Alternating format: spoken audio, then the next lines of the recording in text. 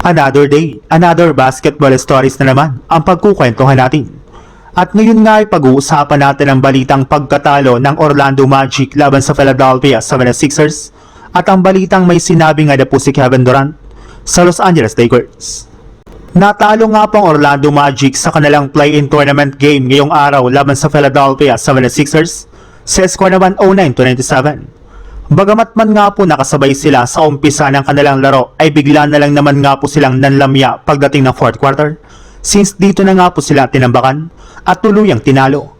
Hindi nga po naging sapat ang ginawang performance dito ni Desmond Bane na nakapagtala sana ng 34 points dahil bukod nga po sa kanya ay nag-struggle nga po ang halos lahat ng kanyang mga teammates lalong-lalo na si Paolo Banchero na kahit man nakapagtala dito ng 18 points ay umabot lang naman nga po ang kanyang shooting sa 7 out of 22 sa field goal, 0 out of 5 sa 3-point line kasama na dyan ang kanyang 6 turnovers at minus 17 na efficiency ratings.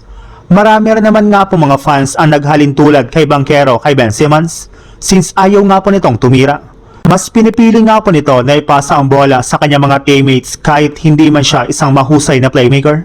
Kaya imbis na makatulong siya sa team ay nakakagawa nga po ito ng mga walang kwentang turnover na nakapagpasakit pa sa Orlando Magic. Sa ibang balita naman, sinimulan na rin naman nga po ng Houston Rockets ang kanilang paghahanda ngayong araw sa kanilang magiging first round series laban sa Los Angeles Lakers. Meron rin naman nga po silang sapat na araw ngayon para makagawa ng game plan sa kanilang magiging bakbakan. Sa ngayon nga po ay nasa lugar pa sila ng Houston at inaasahan nga po na lilipad na sila patungong Los Angeles isang araw bago magsimula ang kanilang Game 1. At kahit man nga po masyadong liamado ang Rockets sa kanilang serye sa hindi paglalaro ni Austin Reeves at Luka Doncic, ay inamin na rin naman nga po ni Kevin Durant sa kanyang interview pagkatapos ng kanilang practice na hindi nga na po nila mamaliitin ang Los Angeles Lakers. Bagamat man nga po out pareho ang number 1 at number 2 option ng Lakers pagdating sa opensa, ay inamin nga po nito na marami pa nga po itong mga players na pwedeng magbigla sa kanilang kupunan.